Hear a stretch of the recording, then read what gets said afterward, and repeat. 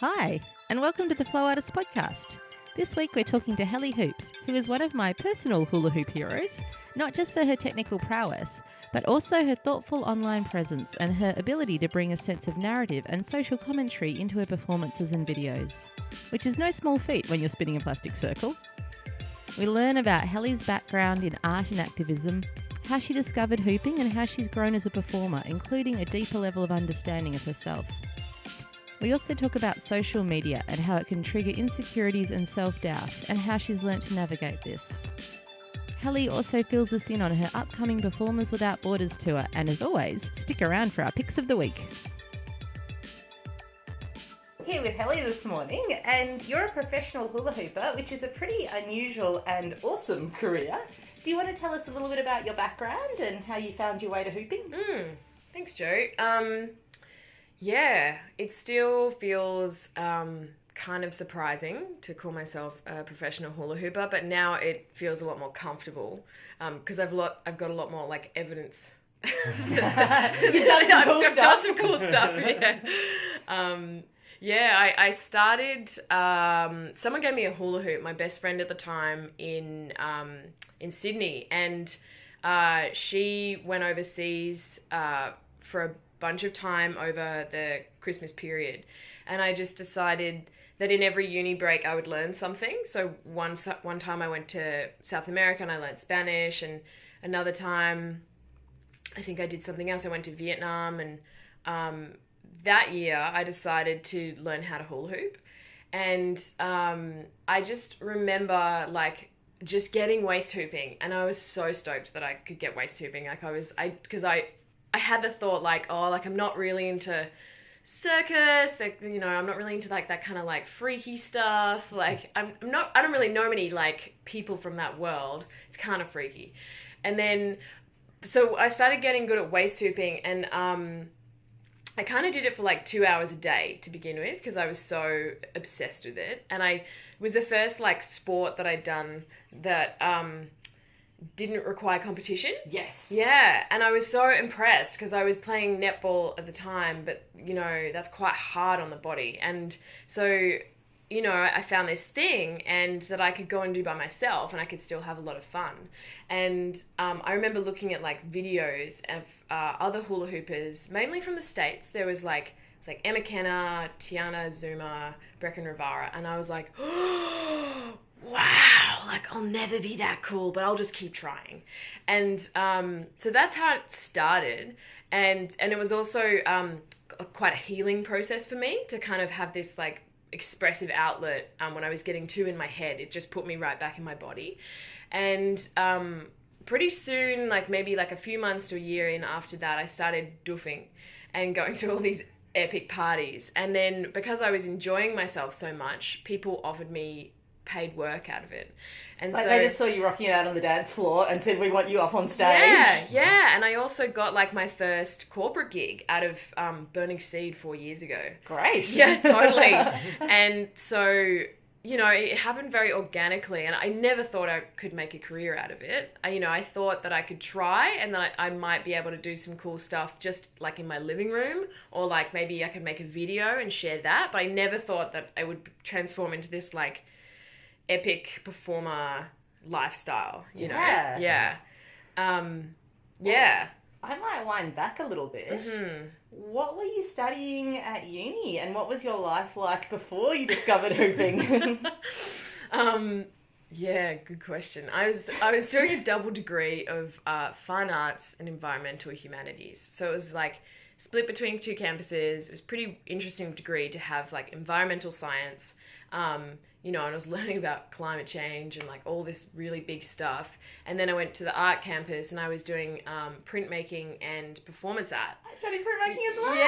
Yeah, pretty epic. But I also had this like fidgety feeling that like that wasn't it. Like I couldn't quite express myself fully just through these like etchings or drawings anymore, and I wanted it to be bigger. And I also had this like real sense of wanting to do something about what I was learning about in the environmental science part of my degree. So pretty soon after I started hula hooping that next year, I actually just took a half a year off of my degree, and I moved to a blockade camp. Oh, wow. Yeah, in the States, New South Wales Northwest, and it was it's called the Laird Blockade, and I basically lived with a bunch of activists. So was this about fracking, or...? That was about an open pit coal mine. Oh, right. Yeah, and it was about a new open pit coal mine, and that was going to level this like tier 1 biodiversity forest, and there was a lot of people that were against it from different parts of the community, from local mob to farmers and ecologists, and it was just such an epic campaign to be a part of, and it was like, yeah, it threw me into this like deep end of testing myself and being like, what are you capable of? Because I was just like this uni student who was like, I just want to help. Yeah. And I went there, and then I had this incredible, I guess, like growth period where I got trained up in media, how to write press releases, like how to, strategize social media by all these epic journalists actually who were then working for Greenpeace, and like Lock the Gate, another not-for-profit. And and I worked with a bunch of people, and I basically just had a lot of practice in like creating and generating media a lot of it got released. And there was something in that I think has made other things a little bit easier. And it was environmental activism campaigning it's really heady, and it's really full on, and it can be quite damaging to the soul. Yeah, because you're up against such a massive machine. Yeah. And it was totally life-changing. And a lot of people, like, were really not okay after that campaign, because we ended up losing.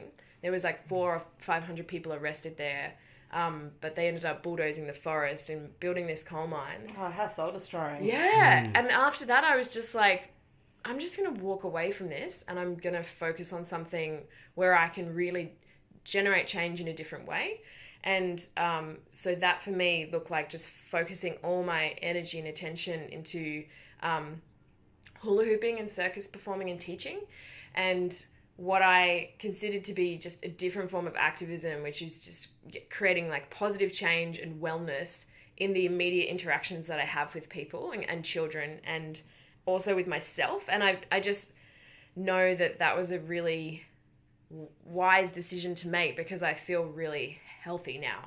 Yeah, absolutely. I think it's really powerful. I felt this myself with hooping. There's this real sense of like you celebrating yourself and the uniqueness of your body, and it's all about movement that feels good. Yeah. Like when I was studying art, I did like a lot of work on media and body image, and it feels like through what I'm doing now, you can kind of speak directly to people about that stuff and focus on the positive aspect of it, rather than just being like, oh, the world is crap. Absolutely. And I should mention as well, like, when I was a teenager, 19 to 20 were like the worst years of my life. Hectic issues with food and like depression. And so hooping for me was like a real way out of that. And like learning how to feel good in your body again. Yeah, and learning how to create a relationship with food where I wasn't feeling guilty, or wasn't like, super disordered. And and like that's been a big part of the journey, I think, of like personal discovery. And like you say, it's kind of like an expression of what you've learned and the journey that you've been on through what you're doing now. Yeah, I really feel that. But it also, for me, I was like, had this sense of like, oh, I need to like tell everyone or share everyone, like this is what I'm about. And then I have felt more relaxed in the last year also, because I just feel like, it's okay. Like that's all part of it. Like you bring that with you on your train.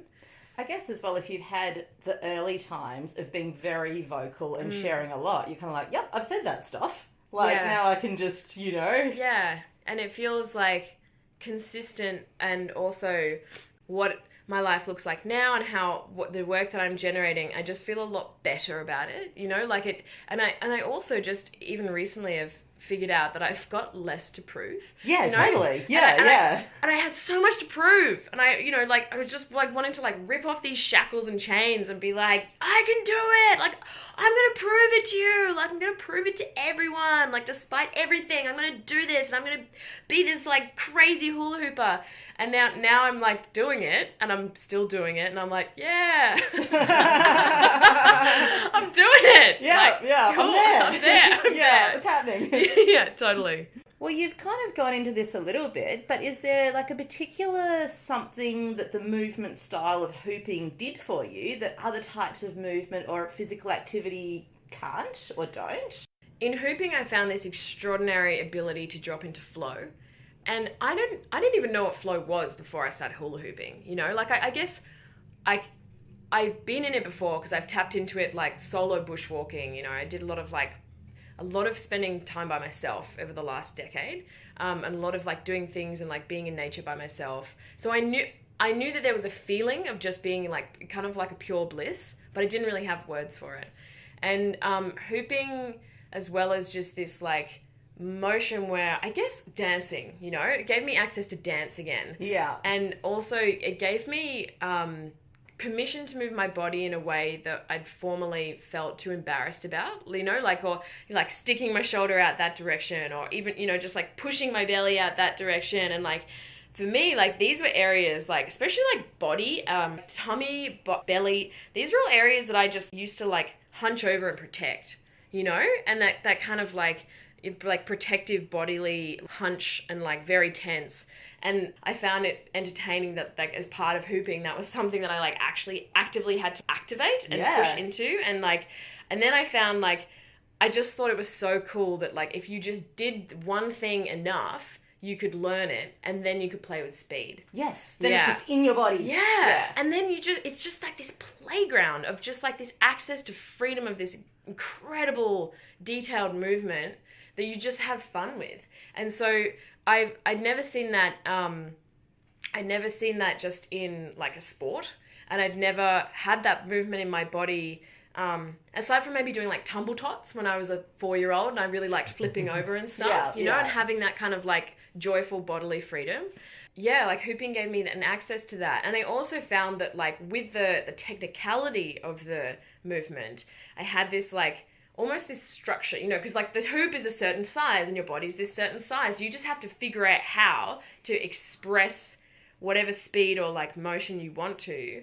And you have to get like quite good at that particular movement. Like a geometry and physics aspect to it as well. Yeah, totally. And there's something about like how I found that I can inhabit that like weird geometrical pattern of movement that I felt like, the word with hooping mainly is it's like satisfied. Yes. You know, it's like satisfying to kind of like, I basically, this is going to sound a bit strange. I feel like I've been finally able to express like how cool I feel on the inside. Yeah, like, and that like, totally shows in your performance. Like, you're a superstar.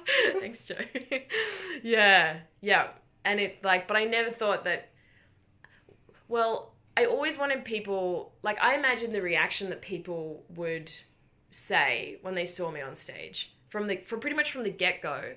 And I know that sounds strange, but I really feel like that's been a huge part in like creating the style and the true expression of how I want to be received. And it's not just like, look at me, but it kind of is as well. I totally. Well, you're on stage, you're performing. I'm like, watch me. I've been practicing. I'm here to entertain you. Yeah. And I remember like from the get-go, I was like, I didn't want people to be like, oh, that's cool, or like, oh, she's, you know, that's really skillful. I always wanted people to be like, yes! Yeah. What is that? I've never seen that. Oh my, what is she doing? And like, just in the last year, after doing a few performances, I had a few people, you know, say that to me. And I was like, thank you. Because that, like, they were like, thank you. And I was trying to say back to them, like, no, this is what I've been working for. Yeah, totally. Yeah. Like this like reception and to really be seen. Yeah. That's fantastic. Yeah, that's awesome. Yeah. I guess it brings us on to our next question. Like, one thing I've noticed as a sort of outsider is that the hooping community does seem to be quite supportive. Perhaps you'd like to speak about that. Yeah, that's a really good question. Because just as much as the movement is unique and really just, it's like there for me, you know, like I feel the same way about the hoop community. And I don't think I even really spoke much about the word community before I became a hula hooper. And I definitely didn't get in it just for the community. You know, like that's been this like added bonus that's just opened up all these friendships and connections from people all over the world. And the support and the generosity of people has just blown me away. You know, like I went to a couple of conventions overseas and I met, you know, other hula hoopers who run other conventions. And then, you know, like I got to teach at Swoop in the UK. And yeah, like I got to, out of that, I auditioned for Electric Forest in the States and I got to do that. And like, yeah, like I feel like what I expected to encounter was what I had been taught, which is that like girls compete with one another. Like pretty girls don't like me and pretty girls like were mean to me, you know, because that's what my experience in school was. So that was the story I was running. And what I found is that not only is that not the case at all in the hoop world, that I've encountered anyway, but that those conversations are actively put on the table when people get together from around the world. So the last time I was at an overseas retreat, there was this epic conversation happening around people who were just being honest with one another about like, I judged you because you're pretty and you're really famous on Instagram. And then this person got to say like, really? Because I feel like this about my body and like I get so much abuse online. So I get, you know what I mean? So like, it's this like epic dynamic community and network of people that are so intelligent actually. And in that intelligence is like, I feel like a real appreciation for the craft. Yeah, totally. Yeah. And just a joy of sharing it. Like, it seems like if someone does something amazing on Instagram, like I know you've done this and posted videos, and someone else will be like, how did you just do that? There's no like, oh, this is my secret move that I'm keeping for myself. It's like a sharing of the joy. Totally. And it's like, oh, I do this thing and then I put my hand here and make sure you kind of stick your shoulder out at that point. Like Totally. Absolutely. And that was something I even talked about last night, because what I love about Instagram is that, you know, there is no like written etiquette for like seeing a move and then copying it or you know, incorporating it into your flow. But I always try to like actively acknowledge, hey, I learnt this from like Taylor Flows. Yeah. And last night, I often acknowledge like Jennifer Dennehy, who's one of my like current hoop crushes in the States. I'm like, oh, I got this move from her, and you know, like, and last night she tagged me in one of her videos, and it's just this really lovely feeling that like these, you know, this movement is just being shared around the world with like a nod and a wink to where you saw it, but it's like, it's not the point, you know, it's like, it's not like full credit goes to, but it's like, it's just nice, you know, it's so nice that people can acknowledge one another like that. And that, yeah, that it is being shared. Exactly. That people are so willing to share, because for the most part, like no one's making money just from Instagram. Yeah. You know, like you might get some free items or something, but for the most part, it's just doing it for the love. I guess as well, there's people who maybe don't have a massive community in their hometown. Like it might just be them. So it means that they can connect with all these people all over the world and like share what they love. Totally. Yeah. And I really noticed that. I mean, I've been very fortunate, but also kind of crazy enough to just book in for these conventions sometimes like a year ahead. Like my first convention, I just booked in a year ahead and I forgot about it.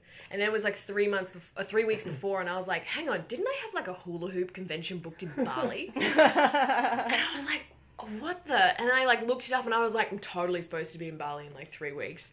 So I ended up going, and yeah, but I guess I've been fortunate in that I've been able to like go to a lot of these events, and now even more fortunate that I get to teach at a bunch of different conventions, and that's just epic.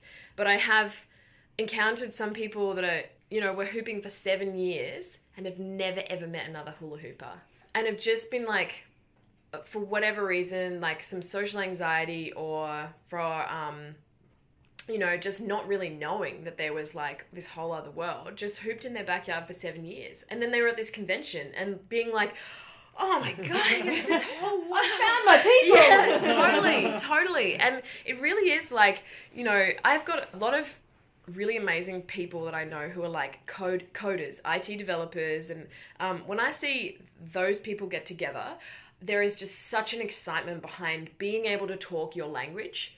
You know, and I really feel like hooping is this, it's not just a niche, but there's like this, you know, the whole conversation around the detail of like tubing and sizing and moves and like this whole language that's just come up out of nothing. It just feels like, it feels so nice to just get with another hooper and talk like polypro versus just geek out with your people. Just geek out and like talk about like, you know, 7/8 tubing, 5/8 tubing, like, you know, like the response time on polypro and like, you know, and it's like I don't even know that I miss it. Yeah, until like I've like connected back in with the community. Are there any kind of key teachers or influences from your early years or today? Bunny Hoopstar was my first teacher, and it was like perfect because I was when I first was like, okay, I'm going to learn how to hula hoop. And I was like, I wonder if there's any hula hooping in Sydney.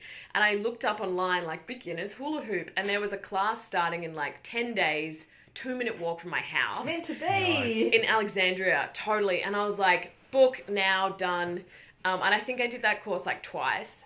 And even in that first course, I was so taken that like it was a room full of women. And I mean, that's also has to be said, like I think probably part of like why I love hooping so much is it's a predominantly, like there's predominantly women who are hula hooping. And like, you know, there's like all genders that are hula hooping. But what my experience has been generally that I've had amazing women and supportive women that are part of those classes and so it's really kind of opened up this whole like access to women that I didn't have before, you know, that's changed around for me. And so that was kind of my first class. And then I actually, for a lot of stuff, like I was so obsessed, I would go to Bunny's classes and then I'd go into the park afterwards in summer and I'd just hoop for another hour and like practice the moves we just learned. And like, if I was like, bored of that move or something, I would watch a move like 6 or 7 times on YouTube.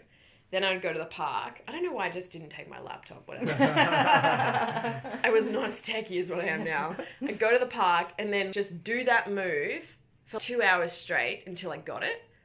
And so a lot of like the early stuff, aside from my beginner foundational stuff, I learned from YouTube. And then from being frustrated that I couldn't make it look as angry, or I couldn't get my anger out as much as I wanted with some of these moves that were quite soft and flowy. Mm-hmm. And I was like, no, like I want it to be like funky and like choppy and changey, and I want to punctuate the beat, you know? And so I just started making stuff up because I didn't know how else, you know, with the really simple stuff like the bounces and the pushes and the pulls. So I think from quite very early on, like I knew what I wanted to get out. Like I knew what I wanted to say with a hoop, but I didn't know how. And so the frustration of that led me to make up all this like really cool style. Yeah, awesome. Yeah, I didn't think of it as that at the time. I was just like, you know, I'll just do it like that and then I can make that kind of sharp movement or something. I also looked at like Emma Kenner's videos early on, and Lisa Lottie as well was this video of her busking in I think London or something, and I was like, oh my god, I'll never meet her and I'll never be that good, but I'll just try, you know. And then like, and now she lives in Melbourne. And I hung out with her the other day, you know, and I just like, you know, and she's just so real. She's just another amazing, wonderful person that works hard and to share. And I remember like I shared that video inspired me. It was like one of my original inspirations to start hooping. And she was like, that video? Like, she didn't even like it, you know? Yeah. And I was like, immediately, I'm like, oh, I get it. Because someone said to me in Sydney when I last taught a workshop, Helly, this like Electric Forest audition video inspired me to start hula hooping. And I was like, that video? I'm like, it's so like, I was like, but it's cheesy, and I wasn't even doing much, you know. I just kind of was like, you know, I'm kind of a bit embarrassed by it now, you know. It was so much, to me now, I'm like, but it's simple. But I think that's like the joy of the internet, you know. You just don't know what you're creating and how it's impacting people and what inspiration people are drawing from it, because it's it's just like up there for debate. Yeah. And like stuff from years ago is still up there floating around. Totally. And it doesn't matter what your relationship to it is. Yeah, can't take it back now. No, totally, you know? And it's kind of like that experience of seeing like your high school artwork on your wall and your mum's like, oh, it's so beautiful. And you're like, it's ugly. And, you know, I made it when I was angsty, you know? Like, you can have it, you know? Which is, it's funny. But yeah, like, so those were some of my like earliest inspirations. And I also just want to add, like, what I love about hooping is that you can have these inspirations that you just love, you aspire to, they're your rock stars. And then you get to go to a convention or you get to write to them or you get to meet these people. And not only that, you get to jam with them. And totally. And then they like your stuff. You're like, what's that little thing you're doing? And you're like, oh, Babs Robinson. She just asked me what I just did there. And I'm like, is this real life? Yeah. Like, hooping's really unique like that. Like, because yoga people are lovely as well, but the kind of global superstars you don't really get to connect to, even if you go to one of their workshops. They'll be up the front and you might kind of come up and say hi afterwards. But hooping, everyone is so just friendly. Yeah, totally. Right on. And I feel like, you know, because it is such a new and emerging art form, I feel like that there is just so much open discourse. And like you say, you know, like there's a real, like, that's the teacher and these are the students. Like, we're really here to learn from that person. And while that is the case with hooping, like, there's also just jam where everyone teaches everyone. And I think that's that cross-pollination. Totally. And that's the cool thing about, you know, you can walk in as a total beginner and you could have developed something kind of like I did, being frustrated and I didn't know how to do it. You could have developed something that's impressive to someone that's been hooping for 15 years, you know, or 20 years who've never seen it. Like, I remember Anna Hoopalicious being like, yeah, sick, Helly. And I'm like, but I'm so new. What can I know? Wise one. You know? And like, totally, there's cross-pollination. That is why I think that it's so healthy and dynamic and changing, and it's so cool to be a part of it because it's not static, you know? And I reckon that who knows what the future will look like. Maybe there'll be like streams of more defined, much like yoga's become this multi-layered, you know, multi-institutionalized, different forms. I'm sure that hooping maybe in the next 100 years will look something like that. And that who knows what people will think about the people now as like the pioneers of this movement or something, you know? Because the other cool thing is like when I'm creating something and I know that I've created something really cool and techie that I've never seen before with like 4 hoops or something, I'm like, I could be the only human being ever to have lived to create and be experiencing this movement. Yeah, that's amazing. It's amazing, you know? And because I think about like ancient cultures, and I'm like, well, maybe they had hula hoops, but like, you know, am I like literally creating this for the first time, you know? And yeah, that's a really epic thought to me. And I guess it's great because it's happening now. It's all documented. Like, you can like look back at that evolution and see how things change. Totally. Like, when those two people met each other, then both of them started doing these different things. Totally. Yeah. Yeah. It's very cool like that. And it's, for me also, Instagram and social media for me is a documentation of my own process.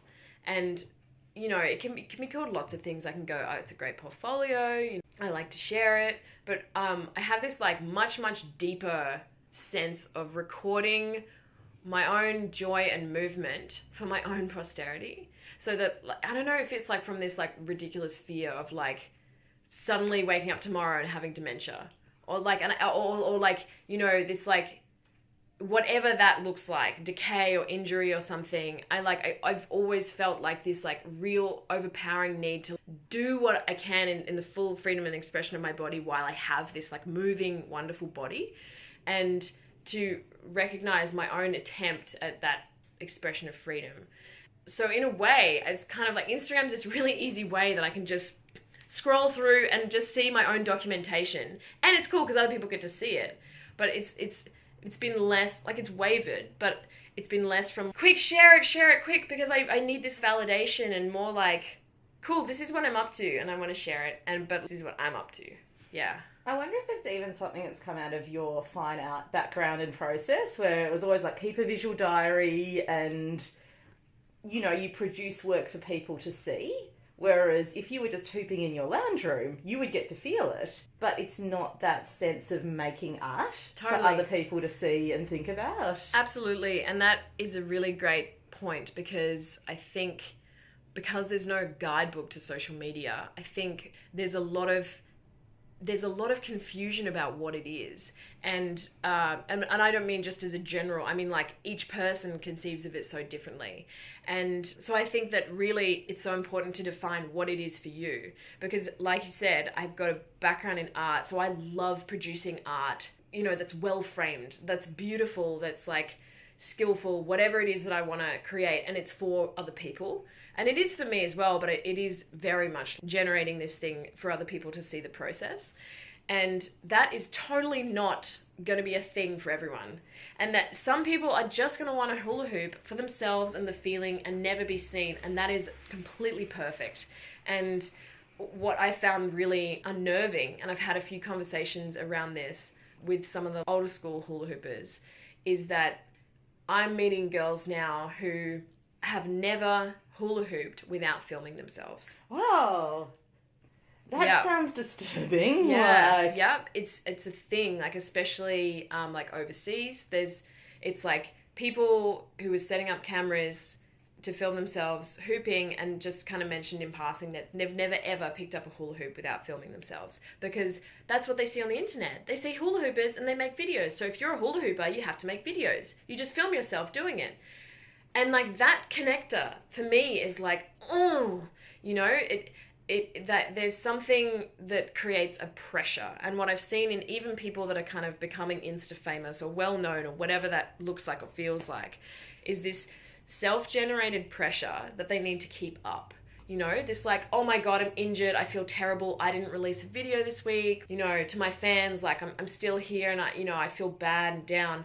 And this like whole relationship to generating content that's pressure and like an obligation, and you know, and that for me is like, and also just being like on social media all the time. And for me personally, I don't scroll. I don't actually look at pretty much anyone else's social media, because I'm generating content.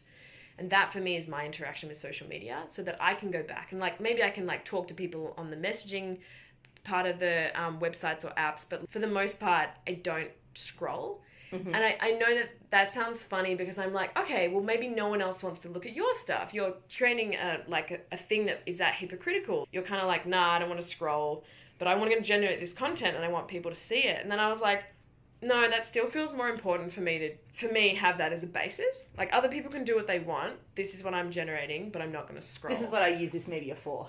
For yes. putting my voice out there. Yes, yeah. And like, if people want to watch, that's cool, because I also want to create good content that's worth sharing. Yeah, you want to put stuff out that you feel good about.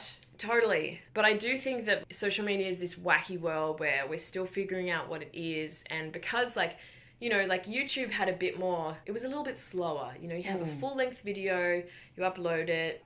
And the upload takes a couple of hours. Takes a couple of hours, yeah. And it's like a slightly different community to something that's like happening right now. And that's really exciting, but I've also seen people be really like weary, you know. And I created a video with Simon Photography in the bush, and it was really exciting, and I edited it, and I spent like 4 days, you know. It was like a really beautiful video. Thank you. Yeah, I really wanted to create something cool. We'll put a link on that. Yeah, awesome. Yeah, and like we just wanted to create something really awesome, and like as a kind of like show reel, you know. And this video came about, and afterwards, like it got like 35k views, and afterwards I was so weary from interacting with people, from like watching it kind of grow like a baby, that I just kind of like took a break from social media for a couple of weeks, because I just felt like I was in this crazy casino almost, you know, where time goes by, and like, but you're in this little like, you know, this like video game. And then just when I started having these conversations with people, I started to relate to it differently and just think of it as a video game. You know, where I've got a little avatar and it's a video game. And like, so that kind of it made me laugh at my relationship to getting likes and getting shares. Because the other detail to that is there was another video released that was kind of similar to mine the day before my video. Crazy how these things can just happen. They're really similar. Someone from the other side of the planet. She was in the forest too. And yeah, I'm going to admit this. Her video got like 70,000 views. There was a moment that evening, or a couple of evenings later, where I was hanging out with my housemates and I had to leave the room because I had to go and cry because I was so upset that my video got 35,000 views and not 70,000. And I made that mean I'm not thin enough, I'm not pretty enough, I'm not good enough, and I'll never be good enough. So why am I even bothering? And I was like, whoa. That was some old pattern thinking that just came up. And then I just talked about it and people were like, Helen, you're insane. 35,000 views is a lot. And I'm like, yeah, but that's the if you want to go down that path of I'm not good enough and comparison, it's so easy to do that. And because I thought that getting heaps and heaps of views on my videos, I would feel different. Yeah, totally. I've made it. Yeah. I was like, I thought I would just feel really great about myself, and I just want to be, if I have viral videos and I'm famous on the internet, I'll feel loved and great. And I'm like, just laughing at myself. I'm like, that doesn't work. It doesn't work. I can have 1 million views and I could still feel terrible about myself. And even in the success and the beautiful reception of that video, people loving it, I still made it mean I'm not good enough. You can use social media for anything. I've used it as a tool to really point out the flaws in my own esteem and to hold up a mirror to yourself. Yes, to hold up a mirror where I'm like, well, so you see the absurdity of that, Helen? And I'm like, yeah, totally, and now I can laugh about it and joke about it. And in the process of that, came to terms with, I'm lovable actually. I can focus more on actual relationships, and now I'm forming relationships with men that are actually in real time and not on the internet. And, and that feels really lovely and loving. And also, and it was I had to go through this whole process to realize the absurdity of what I was trying to get out of social media. It's crazy, how you can know this and know that, your love for yourself has to come from within rather than external validation. It's whoa, how many times do I have to learn that lesson? I thought I got that. Yeah, absolutely. And, and that also has been a really great way for me to really question what I'm about and really question what I'm trying to do with the videos. Because I was I just want to make something cool. And then what I actually, the undertone of that was, love me, I want to make something so amazing that you can't not love me. And you'll just share it and everyone will look at it and I'm like, and then everyone will look at it and I'll feel appreciated and when I'll feel appreciated, I'll feel connected, and when I feel connected, I'll feel not so alone, And it's it comes back to this really basic, I just want to be loved, or I just want to feel connected, and look at that and then acknowledge it for what it is, and then just generate that feeling anyway. I also want to say it's not inherently that any of these things, creating videos or performing, it's not that is just inherently cry for attention or good or bad or whatever. It's just that I think it's really important to be mindful of the real tone of why you're doing what you're doing, and to come from, because I can do all of those things and still come from a wholesome place of feeling loved and lovable. But I didn't make that connection for the first few years of hula hooping. I really felt that was as good as it was going to get, and that no one will ever love me, but I'll just try and I'll just do this hooping thing. And then, so I still now want to perform and create content, but it hasn't got the sharpness of and this needs to be really great so I feel good about myself as a little hit. And as a consequence, I think I'm a better performer, and I'm much better at doing circus gigs with children, because I fully drop into that playfulness and the joy, that absolutely unbridled joy, I did yesterday at Tulip Festival, of just playing. And yeah, so that's, I guess it's also been a tool of transformation to pursue something like this. Yeah. And I guess as well, it's a universal human need to receive and give love and have connections that are meaningful with other people. So it's kind of amazing that you've found a way that you can tap into that and you can share it. Yeah. It's beautiful. Thank you. Yeah. It's pretty funny because I laughed a lot, actually, when I realized that I thought I could substitute human contact for the internet. I was like, humans are hard, they're scary, they're intimidating. I'll just substitute it like stevia for sugar. I'll feel loved through my online following, and I'm like, that doesn't work. It totally doesn't work. Yeah, it's been a really cool learning, and like still learning now, and it's also interesting that like it's changing for me in that like the heat of this absolute need, because that was the only way that I felt like I could connect with people, and that really drove this like desire to get better and get better. Now I'm better. Now I'm really good at it. And so like that like crazed fire has changed to one of like not dampened, but like it's settled. And so now I've got to generate and understand that like it's great as an ongoing practice and work. Like it's like working my love for this art form instead of just being driven by this inner craze. Yeah. So something that you kind of dipped into a little bit, working with kids and clowning. Mm-hmm. Yeah, so last year, the beginning of that story is I was hosting the Swoop performance night in the UK a few years ago. And I was just in my element, I was just wearing this like jester outfit. It was ridiculous. I was making fun of the audience, and it was like the best emceeing I've ever done.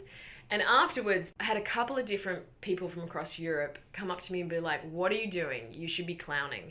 And I performed as a hula hooper the next night, hated my performance. I cried, I was tired, I'd been teaching, and, I thought it was terrible. It wasn't in the end, but I thought it was awful.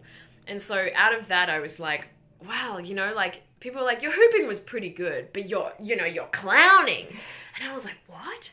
And so then I went to clown school for full-time last year in Melbourne. And we studied all different kinds of theatre, which was a huge challenge for me because I've never done anything like that, aside from like being the lead in the school musical for the last 2 years of high school. But then I hadn't touched anything dramatic kind of like that for a while. I went really into my own shell for a few years, and then like hooping was just the very beginning of that performative kind of quality, I guess, again. So it was, I got in, I was really excited. I talked myself out of it. I was like, it's too much money. You know what? I'm not an actor. There's going to be really, actors there, and I don't get along with actors. I had that fear of like that kind of audition room where everyone's like looking at each other sideways and you're in competition. And I was like, it's just not for me. And so over the next couple of months, I talked myself out of it. But the people that I told when I was really excited about it held me accountable. Ah, nice. Yeah. My good friend Alyssa, my mum, my housemate at the time, all of these people, when I was like, I'm just not going to do it. Like, it's too much money. We're like, what are you doing? No, weren't you excited about this? And I was, yeah, I was excited, but like, I think it's just going to be too hard. It's not for me.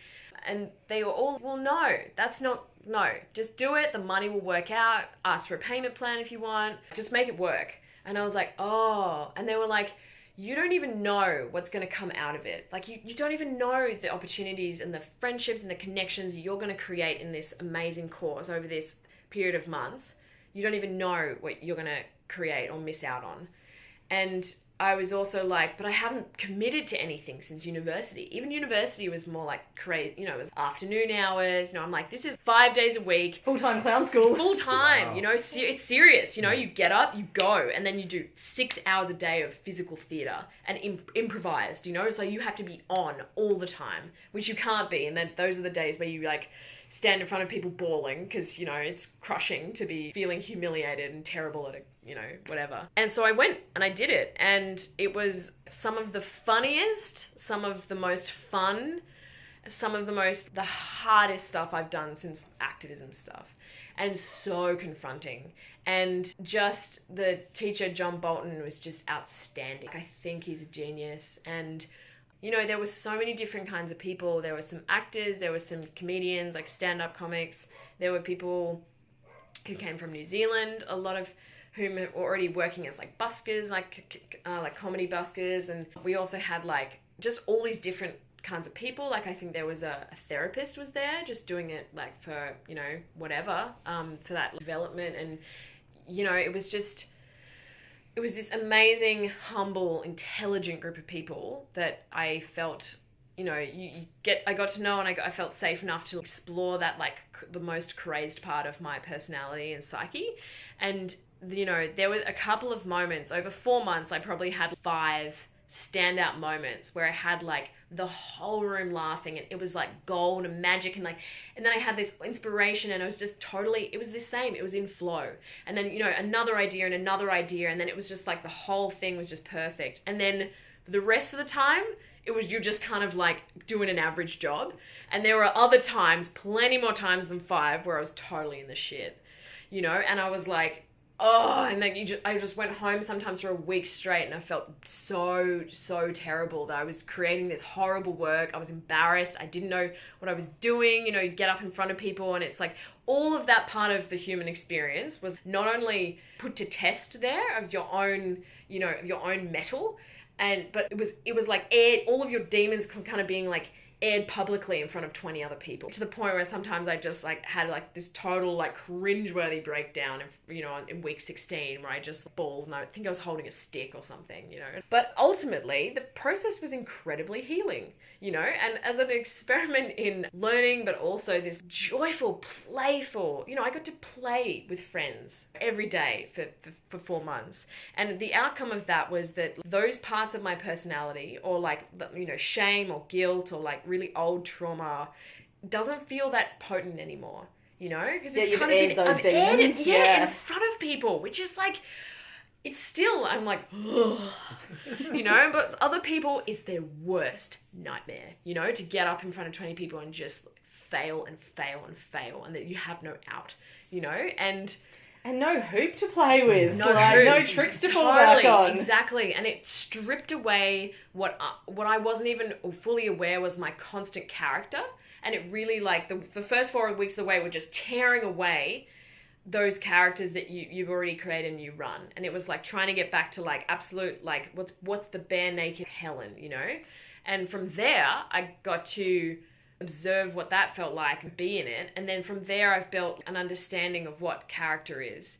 And it's so it was incredibly useful to do a reset, to bare bones Helen, and like that there was a beauty in that. It almost felt sacred, you know, to be in this like absolute, you know, it was almost a meditative state. Well, I was going to say that process of asking who am I and peeling away the layers is totally a meditation. Totally, absolutely. And I think it also, like, as an outcome, has helped me as a performer, especially during like roving performance and like street entertainment, because it's like I'm fully cognizant that I'm being a character and being accessible, and it's true, and it's also authentic.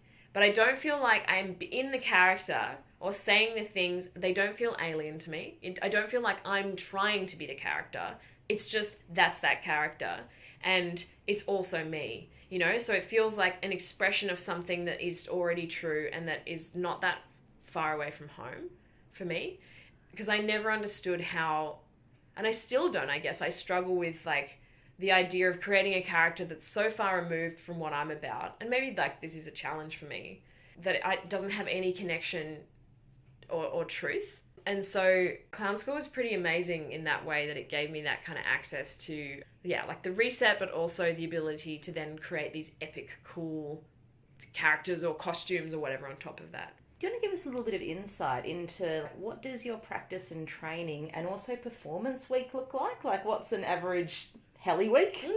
I don't think there is one. I think it really depends on what's going on. So for instance, over winter I had like my busiest performance time ever, which was very surprising because it's cold and it's dark, and you know, but I had sometimes just like gigs every day of big performances. And during that time, you know, if I'm doing like a 2-hour or like 3 40-minute performance sets where I'm performing at a pretty high level, LED hoops, which are a tiny bit heavier, I still have this like huge creative freedom where I'm getting to express that movement, and I don't make it very much smaller, you know, like I don't edit it too much, which for me is the satisfaction of what I was talking about earlier. During that time, I didn't spend any time in my studio because I just didn't feel, I guess, inspired to, but I also felt like I was working the movement that I enjoy. Yeah, you probably need your energy for your performance that night. Exactly. And like, also, you know, I think it has changed it being paid, and being paid pretty well for what I worked so hard to be paid for. And I do remember there was a time, like when I first moved to Melbourne, I was working for like either just free tickets to places or like $20. And I was like, sweet, this is like an opportunity, you know? And then I was like starting to feel the effects of that in my body, you know, where I had to do more physio, or my knee was playing up. Or one night when I made $20, I was like, that's it. I'm never working for this amount again. I declare I'm only going to leave the house for at least like $100. Or, you know, for a performance of this level, like, you know, $200 minimum, you know, and like that's it. And I don't care like if I miss out on anything else. And as soon as I set that, and as soon as I declared that, and I didn't even tell that many people, I just started getting more income and more job offers that were in line with how I newly see myself, you know. And whatever you want to call that, as like manifesting or like true belief, or like whether those things were there anyway and I just really called them in and I was just paying attention to them more, that completely shifted. So that, yeah, I feel like that power of like being able to create what I'm worth, and also asking for what you're worth. Asking for what I'm worth. And like now what I've normalized as like a normal pay amount, I'm like, fuck, I want to go bigger than that, you know. I'm like, how much bigger can I go? That was like a couple of years ago, right? That you set that first amount, and you've grown as a performer since then. Exactly. With more skill and more dedication and a lived sense of what it is that, you know, your time goes to, like travel, costumes, building skill, like getting the props, repairing the props, all of this stuff, you know, and a real over time, that thing we said about, you know, in theory, it's just about loving yourself, but you just have to go through the experience of it. And it was the same for me. Like I heard about these things when I first started out about valuing yourself properly. But I didn't have as much, I guess, real, you know, like I wasn't like at that point doing a gig and then like pretty much having to book in for a massage straight after a 2-hour gig, you know? And like once I started developing that experience and relationship with it, I was like, oh, this is really not worth my while if I'm only charging XYZ. So the other thing I did was really just be in communication with a lot of other people about rates. And like, because as soon as I started going, okay, I want to do this properly, I'm going to talk to people and make sure I'm not undercutting. I'm going to look online, see what people are charging for like different services, and really just be on par with that, because I don't want to undercut people. Well, you're not helping your community. You're not helping the community. Yeah. Exactly. And then from there, I get to decide if I put a price increase on that, which I have done, if I think that people aren't charging enough. And my friend Donna Sparks, my dear friend, has helped me a lot in that conversation and is so open to helping other people as well. And, you know, really encourages that open dialogue to make sure you're on par with people. And that's been really helpful because, you know, there is nowhere online where you can just simply turn to and go, oh, how much should I charge for this? Even now I'm still reworking prices, you know, and trying to take into account, well, what does it look like for me to charge 4 LED hula hoops and do that 4 LED gig, as opposed to like my regular hoops that don't require any time, like how much time do I have to take to do it? You know, so it's really like, yeah, a long journey to really understand where, like the actual time that goes into it and pricing accordingly. And the one big thing that's helped, as I just mentioned earlier, is just finding mentors, you know, and just being really upfront with like the connections you want to make with people. And yes, they are also usually turn into friendships, but you know, if there's someone in town, especially who hasn't been in town for a while, I make an appointment with them, I book in with them, and I just mine their brain for questions to like things that I would love to know the answer to, but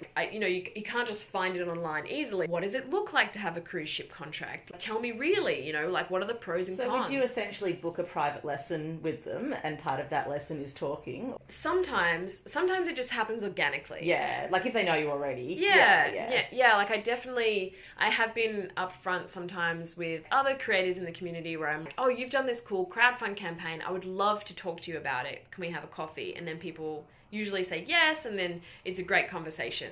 So it's usually like meeting people for a coffee and then just really chatting and asking lots of questions. But it's not coming from a place of, I want to steal your secrets. Well, especially if you approach them and say, you've done this awesome thing, can we talk about it? That's not sneaky, that's upfront. Yeah, absolutely. And also, I think that that's pretty much the only way to do it if you're going to be doing circus performing or teaching and you want to take it seriously, because, you know, it's not like there's just institutions of this information like there are for so many other professions. And because it is so new and it is changing, because you've got like all these different arms of it. If you've come from like a really busking performative background with a 45-minute show, or if you've come from Instagram. And, you know, from where I came from, a lot of the people that are performing at my level, who are in the Melbourne community, who are Circus Oz or whatever, they've come from this very, very strict, trained performance background. And then this will come around to probably answer your question, actually, about what my week looks like. My week looks completely different from week to week. And I'm still trying to figure out, I don't have as much guilt or like fear around trying to make sure I'm doing the same thing as other people. You know, I know that there are other hula hoopers that train more than I do.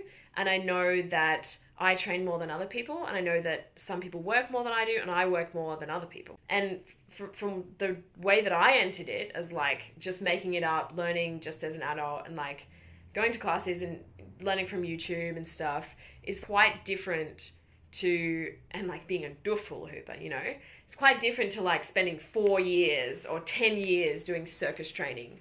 But that's also the level that I want to be performing at, you know? So it's interesting because being paid and being paid well for the skills I already have is almost disincentivizes me to really level up even more. You know, like I have to find a new reasoning, because if my goal was to like make a living, you know, get to perform, I'm kind of there. So then for me, it's about keeping a finger in the pulse of the convention world and that part of the hoop community that's on the very forefront of like discovering these like new movements. Because if I just put my attention and energy into like my corporate gigs or like those gigs, I wouldn't want to change. I wouldn't want to level up. I think as well, the higher you get skill-wise, the harder it is to get to the next level. Like, I think there's like a range of movements that are pretty transferable. But if, say, you're going from 4 hoops, which is 2 on each hand, or, you know, 2 on your body and 2 on your hands, like, where would the 5th hoop go? Yeah. Like, that's way harder. Totally. And it's like a really steep learning curve. And often people don't actually realise how much more challenging that is. Because they're already, like, mine's already blown by the 4 hoops and the moves you do there. Totally. And that's a really great point, because my kind of like, I guess the signature move that I kind of got to earlier this year, maybe it was actually last year, was like 4 hoops, 2 on each hand and then 1 on the knee. And I've kind of been static there for a little while because some of my best hoop friends moved away from Melbourne who would really be challenging me. And so the better that I've gotten, the less people I have to jam with and like bounce these huge patterns and ideas off, because it's like it's like speaking a language that only maybe 2 or 3 other people speak or want to speak, you know, in your city. It's high-level hoop geekery. It's high-level hoop geekery, I know. And like that's not as fun when you do it by yourself. No. It's and really also you're like, where am I going wrong with this? No one knows. No one knows, because no one knows what it wants to... You just have an idea of what you want it to look like. The last time I thought, oh, how can I improve on this? Someone was saying to me, oh, like, you know, you could put a 6th hoop on your foot. So for me now, it's like my challenge is to like to add a 6th hoop to that 5 hoop trick. But again, it's just like... It's not as fun, you know, to like, you know, I want to jam with other people, but it's how I want to jam. It looks different and it's really interesting because I feel like there's so much about getting really good. Like people always want to get to a place. Like you want to, I'm here, but I'm not like that person. I really want to get better, and this part's really terrible, and I don't really know how to do this, and then once you like get there, it's like, I can't unlearn that skill. So there are actual experiences for me that are no longer accessible, like really getting heaps out of, you know, just like a jam where there's just like, it's just 1 hoop or it's really simple. And maybe that's a generalization. Maybe I'm underselling it. Maybe I would really enjoy it. But like the technicality of where I'm at. You know, it feels like sometimes like tying my shoelaces. And I know this is also ridiculous, but some of the performances I do for roving gigs, I feel like it's so simple. I almost just tune out. I tune out because my body just knows the movement and people are being blown away and I'm just like chilling, you know? And it's kind of cool to get paid for that, but it's also, it's not kind of what I got into it for. Yeah, like that thrill of unlocking a new movement in your body. And sharing something that I'm deeply passionate about. And maybe that's just what it looks like to be an entertainer. Some days it's just cool and you're just like chilling and you're doing all this stuff, but it's not always this epic performance. I guess sometimes when you can see behind the magic, it disappears a little bit. Mm-hmm. Yeah, definitely. I remember reading a memoir of a professional oboe player, and when she played in Broadway shows, because, you know, those runs would go for years, that would be her time to read a new book. She'd put her book on her music stand and just play her oboe by rote and just read her book. Wow. Amazing. Yeah. I totally get it. I just tune out and I think about what I did that day. And I also, like, because of clown school and, like, you know, working more as a roving entertainer, I have these, like, go-to faces. They're like, ooh, or like, oh, very good. You know, it's like this like hyperbolized Helen or Helly, whatever. And I go to it and people are laughing. They think it's really impressive, but I'm kind of not fully in it. You can't tell, but I know in myself when I'm really there with people. And usually that just looks like actually just playing games with children. Or like a huge, like 10,000 person audience where I'm really, really in it, you know? But yeah, I can kind of feel like, yeah, I totally get that analogy of just like kind of, it's such a time to read a book because she just knows it so well. If that's my biggest complaint about the work that I'm doing, it's not that bad. Well, like from an outsider, to me it seems like this is actually where you could find the new magic in what you do, like kind of coming back to something that's so simple beyond the tricks and just really feeling into the music and the performance again without all of your tricks. Yeah, absolutely. I think as well, like finding the joy in simple movement. Yeah, finding the joy in it again, and like, because that feels honest. It feels like honest sharing instead of just a demonstration. And I don't want to demonstrate. I want to, like, I really want to perform and express. And like, that was something that I learned in clown school. It was like, don't demonstrate an emotion. Feel the emotion and share it, but don't demonstrate. And yeah, and that, I mean, that's just, that different things work for different people, but I just always want to be authentic, even if I'm being a funny character or something like that, or, you know, even if it's just like another gig or something, you know? Yeah. Well, I guess this leads us into something happening in your future where you do get to tap into that authenticity and connecting to people, which is your Hoops in Nicaragua project. Yeah. Yay. That's exciting. Yeah. I've been selected for the Performers Without Borders tour of Nicaragua 2018. It was something that I was made aware of in the last year, I guess. My friend Ali went over and did a tour last year, and he was one of my best hoop jam buddies actually here in Melbourne, and like really miss him not being here. And I also had two friends, Shaheen and Shanice, who did the India tour, and good friends of mine, and all of these people have given me epic raving reviews of this tour and how challenging but very life-changing it has been for them anyway. And I guess part of this like huge like Helly Hoops thing, performing thing, it kind of got to a point where I was just like, you know, like what I mentioned before about like, you know, having all these gigs, and I was just like, it became this kind of thing where I was like, it changed a little bit, where I had all this point to prove with like whatever that ego character was, and then like doing this work and like really kind of, really noticing when I'm just furniture at a gig, where I'm like in a corporate environment where people are not paying attention. I'm very well paid furniture, but like, that's not the stuff that feeds your soul. It's not the stuff that feeds your soul, and you're just kind of there, and like people are kind of lazily eyed looking at you while they're drinking beer and like networking, but they don't really care. You're just kind of like, you're another light installation or whatever, and that's not soul feeding at all. So I decided that what's lacking, that feeling of lack,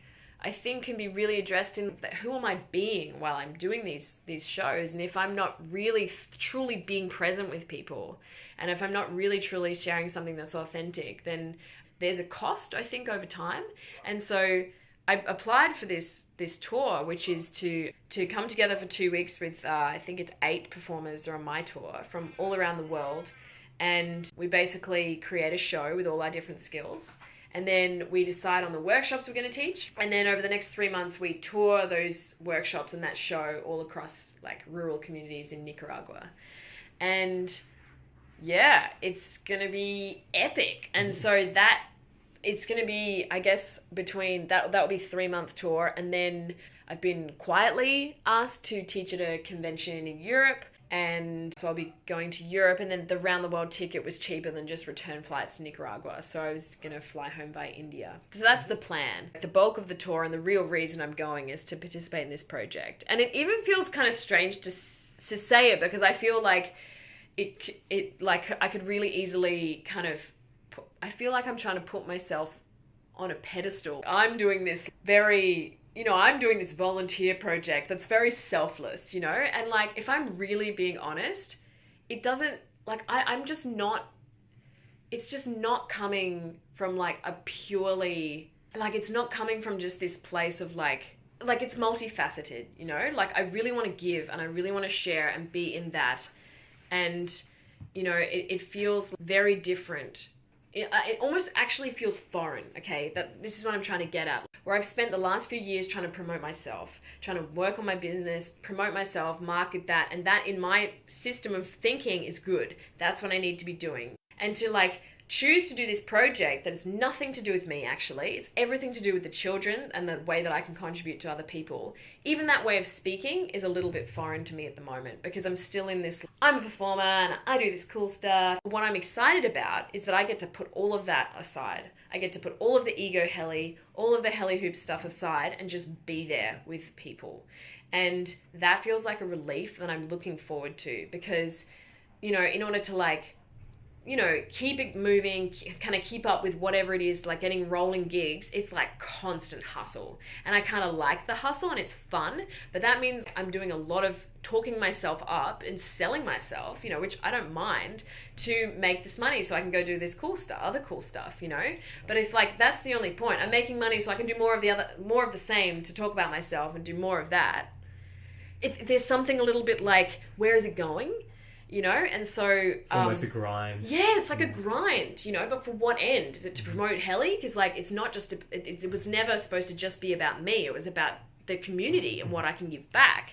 So if I was being really honest, like, it really... I'm excited because I don't even know what that looks like, and I know that it's going to be really healing, and that I'm going to give my energy and everything that I've learned through clowning and like all these years of teaching, and I'm going to give that and create something that I don't even know what it looks like, and that is thrilling, because it means that it's a change of a rhythm and a change of pace, and it might actually be that I completely change my decision on what I'm doing at the moment and like really work more in a way that is much more in like community or something like that. Who knows? I don't know what it's going to look like. Maybe, who knows? But yeah, it's really exciting because it's a different way of speaking about something rather than I'm going over there to do this thing that promotes me, like I'm going on tour. Yeah, I'm going on tour, and it's really exciting because everyone wants to see me perform, it's like,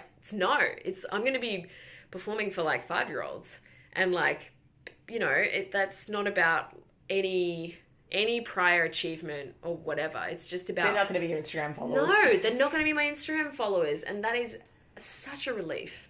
Yeah, it's such a relief. And I just feel like, I feel like it's going to be life-changing in that, like, it will be quite confronting.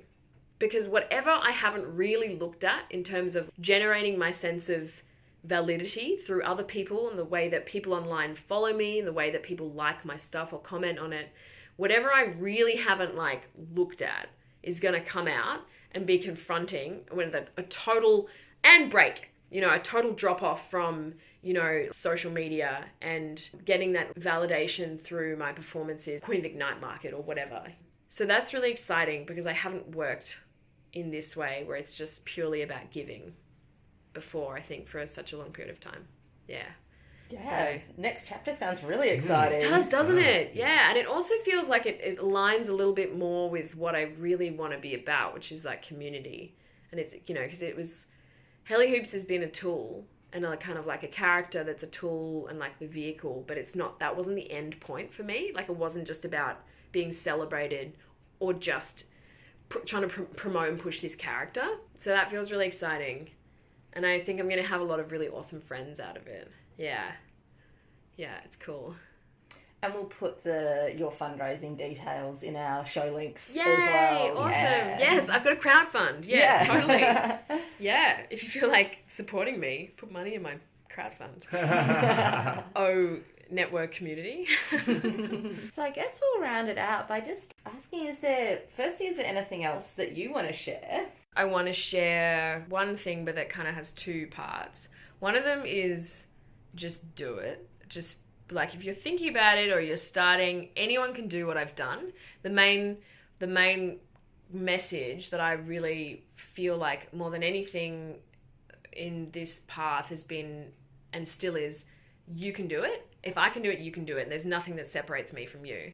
We might have a different body or a different brain, or like we might have different learning speeds or, you know, different interests. But I made up an idea and I kind of didn't really believe I could do it, but I just tried to do it anyway.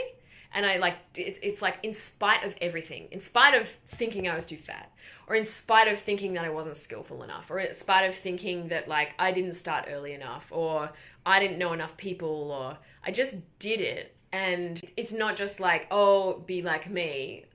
The outcomes that I've experienced have been mind-blowing, you know, but like I had no idea it was going to end up with me going to Nicaragua to do Performers Without Borders. That is an unexpected outcome of picking up a hula hoop, you know. Right from the beginning, you know, like it and so you just don't know where it's going to go in like any direction really.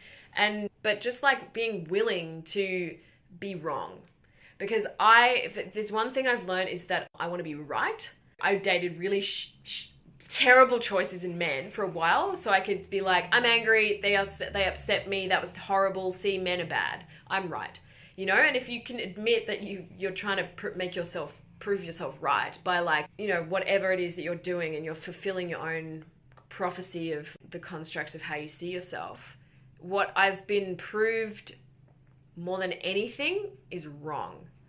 I thought people were going to abuse me from creating videos. I thought I was going to cop much more trolling. I thought it was going to be much harder. I thought I was going to come up against someone who would be like, no, you can't do this. We want a prettier girl in that position. I've never encountered that, ever. It was all in my head. And like, it was told to me, you know, it's not diluted. It's like everything the media and like other people have generated as this fear-based protection mechanism against the world. But it's just not there. If you choose to do it, then it will work. And you just have to be persistent. And like persistence is more important than raw talent, because there's an artist, John Baldessari.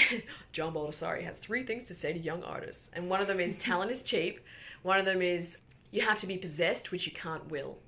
And the third one is you have to be in the right place at the right time. And like that really influenced me, because it was just like, oh, like anyone can do this. Anyone can learn stuff, but it's like, you know, you just, how much time and energy you put into it is directly correlated to your success and your outcome and what it is that you're seen as, and like what you generate for yourself. And that the second arm of that, anyone can do anything and believe in yourself, is that I really saw enough value in myself to contact Mood Hoops to say, hey, I love your product. I love what you're about. Do you want to work together? Because this is what I have to offer you. And, you know, and I never thought that I would get sponsored. Like, that's just so cool. Like, it's so epic, but it's also, it was a bit cheeky, you know, and I was kind of like, oh, like, wouldn't it be cool if you know, at the beginning of that, I draw them a cartoon. It was a 16 panels cartoon. Aww. Yeah, and I sent them on their wall, and I was like, oh, these are all the reasons you should send me a hula hoop. You know, and I was like, oh, look, I hope they don't get offended, or, you know, it was cheeky. I was like, do. And out of that began this beautiful relationship of like, you know, first like discount and then like eventual sponsorship, which has been an epic kind of support to like, you know, all of the LED hoops that I want to play around with and get paid for and like sustain what I'm creating in my lifestyle. And LED hoops do not come cheap for like... They do not. You probably are spending thousands of dollars worth of hoops in your performances. Absolutely. I've got like probably $3,000 or $3,500 worth of hoops now. Wow.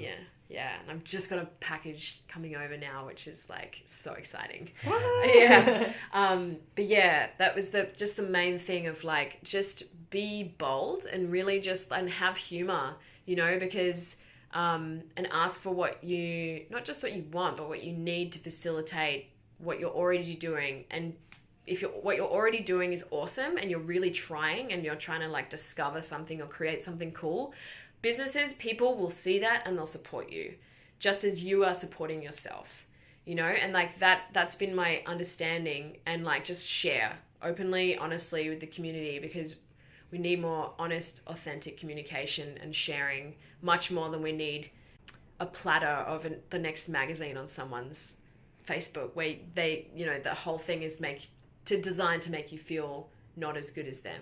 Just like self-belief and share from that like wholesome place. Yeah, diversity of voices in media is the antidote to those polished ads that are just designed to make you feel bad about yourself and buy stuff to try and fill that hole. Yeah. Like, this is like the change that you can create in the world.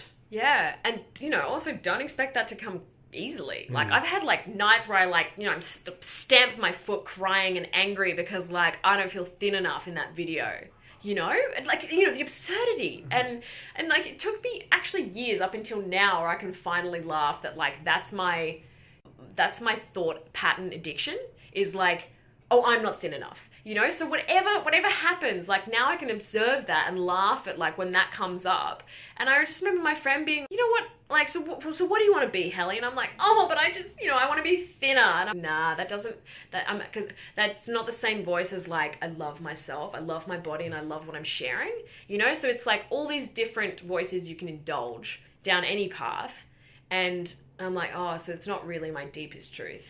But it's this like kickback, like child, like, you know, I want to be thin. And she's like, you know, well, maybe those roles are taken. And I was like, oh yeah. I'm like, yeah, I just got to do me. And like, yeah, like, because that's what I'm celebrated for. So in my mind, I'm like, but I want to be something else. And like, it doesn't honor how people see me and like what I stand for and what I am for other people. So yeah, like it's just been an epic roller coaster journey so far.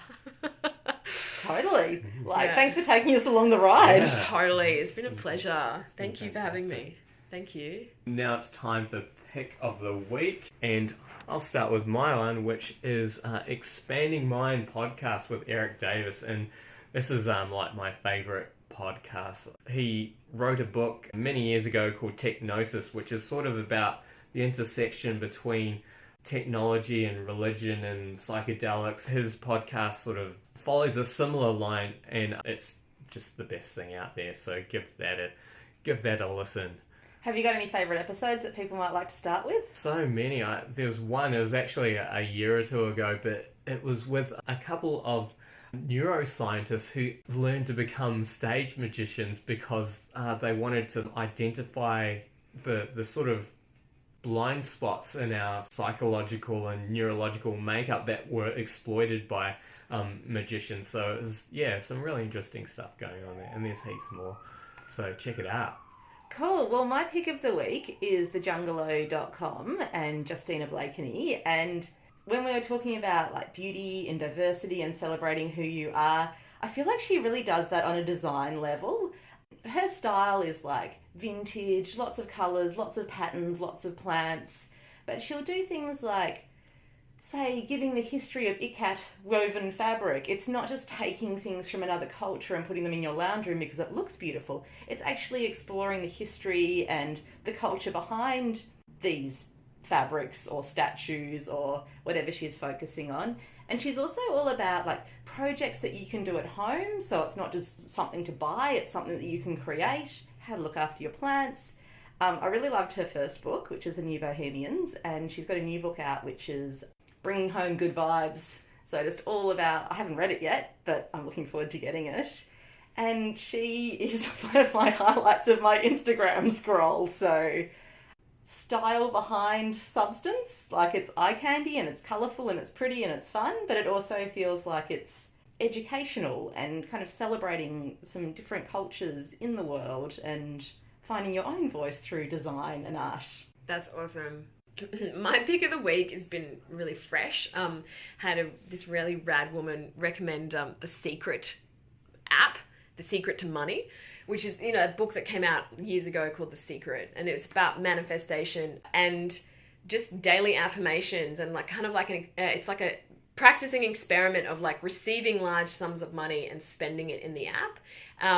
One thing that I found really difficult and that what I'm really in at the moment through this whole process is relating to money and feeling worth the money, and it's getting easier, but I'm still finding like there's some parts where I'm like, oh, am I worth that? Like, can I charge that? Or, and it feels like it's a tiny bit disempowered, and so I'm using this app to feel more comfortable with talking about money. Coming from an artist background, it's like the total antithesis. Yeah, so it's a really fun little, again, it's just like a little play app, but to being comfortable with like receiving this money and like creating abundance and thrive mentality. So that's a really cool thing I'm experimenting with at the moment.